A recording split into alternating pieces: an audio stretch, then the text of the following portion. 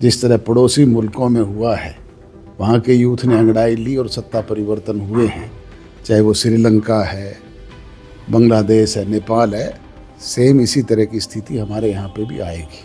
परखर हुए जाओ, मैं तो अपनी बात से मुकरता नहीं। पता नहीं अब इनको कैसे उबाल आया है 2 तारीख को, मैंने तो 28 तारीख को कहा था ये बात। हरियाणा तक के साथ हैं जन नायक जनता पार्टी के सुप्रीमो राष्ट्रीय अध्यक्ष डॉक्टर अजय सिंह जी चौटाला। डॉक्टर साहब, पिछले दिनों आपने एक बयान दिया यूथ को लेकर भी बांग्लादेश, श्रीलंका और नेपाल में यूथ ने क्रांतियां लाई हैं, तो इसी तरह एक दिन ऐसा आएगा कि हिंदुस्तान के अंदर भी ऐसी क्रांति आएगी। जब जब यूथ अंगड़ाई लेता है तो परिवर्तन होता है, और इस तरह की क्रांति हमारे देश में पहले भी आई है। स्वर्गीय लोकनायक जयप्रकाश नारायण ने बिहार की धरती से इस चीज़ का आगाज़ किया था, और 77 में सत्ता परिवर्तन उसी का परिणाम था।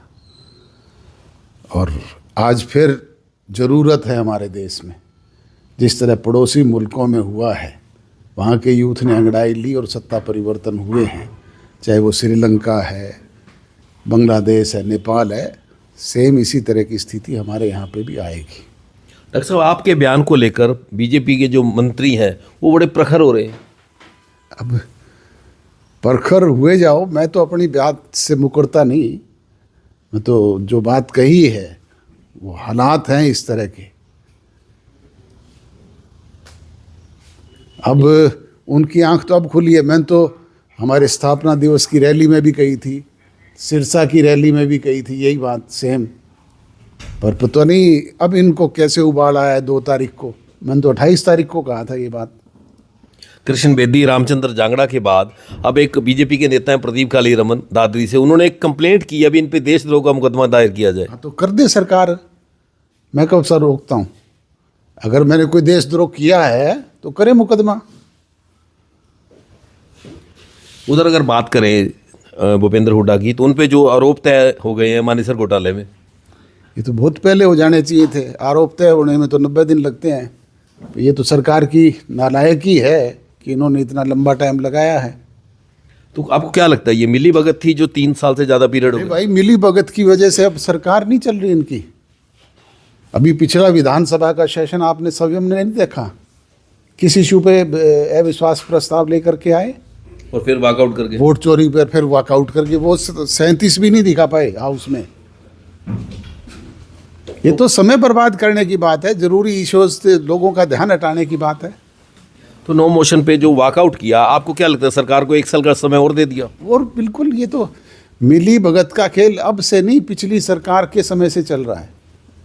भूपेंद्र हुड्डा तो बाकायदा इनके पैरोल पे काम करते हैं। ये तो बी टीम ये है भारतीय जनता पार्टी की। तो अब राज्यसभा के चुनाव आ रहे, 2 सीटें खाली हो रही है, आपको क्या लगता है कांग्रेस अपना उम्मीदवार उतारेगी या वही काम चलेगा पिछली बार वाला? अब वो तो भविष्य के गर्भ में क्या छिपा है, समय आने पे पता लगेगा। पर मैंने तो इस सेशन से पहले भी कह दिया था, वही सेशन का असर भी देख लेना। पिछले का तो आपने देखा ही है, 3 दिनों ने वैसे ही लीपापोती करके समय बर्बाद किया, और अब यही सेशन में भी इसी तरह किया। प्रदेश के डीजीपी बदल गए हैं, लेकिन लॉ एंड ऑर्डर के हालात वही के वही हैं।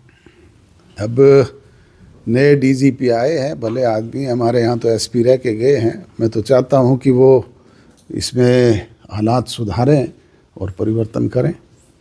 नहीं, लॉ एंड ऑर्डर की बात करें, अभी यूथ नेता सोनीपत में मार दिए गए, बाद में जलाने का प्रयास किया गया। अब मैं यही कह रहा हूँ ना कि ये तो जुमा अभी 24 घंटे हुए हैं उनको, वो हालात सुधारें और हालात ठीक करें प्रदेश के, तो हम तो उनकी वाई करेंगे। तो युवा योद्धा सम्मेलन के अलावा पार्टी के विस्तार के लिए क्या कर रहे हैं? निरंतर हमारे कार्यक्रम चल रहे हैं, जनसंपर्क अभियान चल रहा है, और पार्टी के संगठन को और ज़्यादा प्रभावी और मजबूत बनाने का काम किया जा रहा है। तो ये थे डॉक्टर अजय सिंह चौटाला, जिन्होंने हरियाणा की लॉ एंड ऑर्डर की स्थिति पर चिंता जताई। वहीं भूपेंद्र हुड्डा के लिए कहा कि ये आरोप बहुत पहले तय हो जाने चाहिए थे। हरियाणा तक के लिए सिरसा से बलजीत सिंह।